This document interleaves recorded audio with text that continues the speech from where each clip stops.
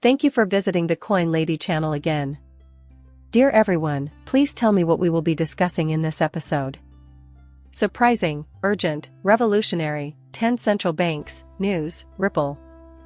That was Brad Goling himself, so you heard it right.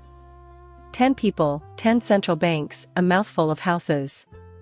What is the expected size of that stable coin?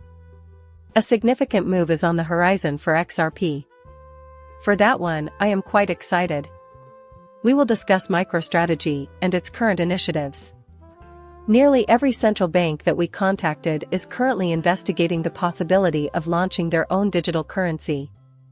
In 2017, when we initially started, they ran the statistics, and it was something like 10% to 15% annually. We are now close to 100%, which implies that all central banks are investigating CBDCs. One asset can serve as a bridge for them. Bitcoin, why it might retest 70,000 this week, and Brian Brooks will also be joining us. No problem. I've got this. Kick back and unwind. Sit back with a refreshing beverage. The Bitcoin market is calling. Current price, 66,188,000, down 1.26% from yesterday. Coming in at $3,532, Ethereum is down 9% in the last day. With USDC falling below 99 cents, USDT is expected to arrive at $1. Can you explain that? Has capital once again re-entered the markets from stablecoins? Listen up, folks, XRP is going to hit 50 cents very soon. In the last day, it has gone down. There are 1% who are happy about it, but if you check the hourly chart, it's actually at zero. The current market capitalization of Mark is $2,427 billion. As far as crypto and Biden's crypto administration are concerned, Mr. Trump is on board. The damage he's causing to the cryptocurrency market in the US must stop. Either he needs to leave and the country should start supporting cryptocurrency, or the US should take the lead. I'm on board. The United States will take the lead, not the European Union, thus it's important to elect politicians who embrace cryptocurrency. Something fishy is happening there. I'm telling you this because something unhealthy is cooking. Despite being an early adopter, Bitcoin is falling behind the stock market and is struggling near 67,000. Curiously, it mentions that Bitcoin was swaying about 67,000 around early Friday. Now that we've checked the market, you can see that we're floating around $66. It claims to be mired in a sideways channel after earlier attempts at a rise this week failed, which could indicate that investors are losing faith in our listed position. Thursday saw net withdrawals of 226 million Bitcoin from exchange-traded funds. It is amusing how they seem to be solely interested in discussing the negative aspects, isn't it? Despite this, the story remains, they're attempting to conceal it as much as possible before launching it to the moon on a rocket. I have a feeling they're already on board the spaceship. I believe they have their seatbelts on. I believe they are performing the last inspections before this takes flight. I mean, come on, they weren't exactly gushing over Bitcoin's meteoric rise from $30,000 to $70,000 earlier this year. They are attempting to mislead the market into thinking Bitcoin is about to fall again, now that we are forming a consolidation around these levels. That, however, is not the reality. We still have a long way to go. We are ready to secure our second victory, something we have not yet achieved. At the same time, he predicts that Bitcoin might reach $1 million within the next decade at MicroStrategy. Here we have Bernstein. Here, that is. His point of view. My bad news is that I could be convinced he's right. It is possible that 25,000 Bitcoin will be created this cycle.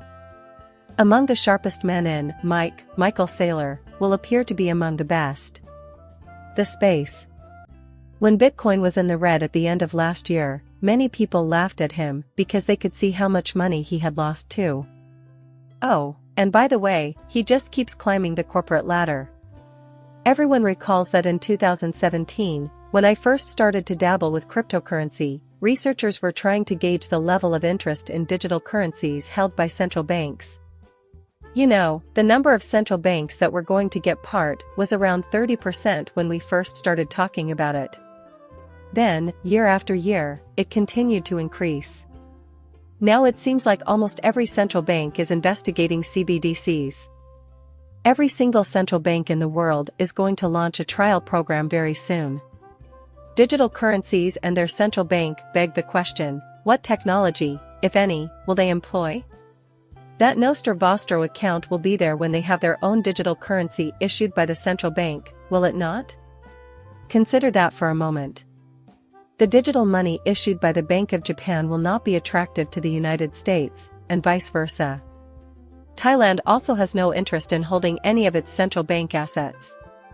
They will solely host CBDCs within their own borders. So, something analogous to a digital Nostro Vostro account is still required, isn't it? Provides no genuine resolution. That being said, you must find a means to release these Nostro Vostros. How is it going to materialize?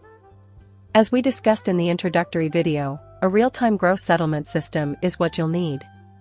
In 2025, Iceland will upgrade its ISO 20022 system and switch to a real-time gross settlement system. As we'll see in the next slides, Ripple is already collaborating with 10 central banks worldwide. Currently, CBDCs are becoming more popular, which bodes well for the future of digital ledger technology. All that is required now is a neutral bridge asset, some basic asset floating about that can help transfer the value of one country's currency to another's without requiring the holders of those currencies to keep their foreign money in other nations' banks. There would be no requirement for the US and Japanese central banks to own digital currencies of the other if a system similar to XRP were in place and the US sent funds to Japan. However, while this money is in motion, it will flow through a distributed ledger, often known as a blockchain. The transaction is executed quickly and atomically, and it costs approximately 1 penny. Then, the funds are transformed into the currency they require. We are heading in that direction. Later on, Brian Brooks discusses XRP. He will never forget this tasty treat.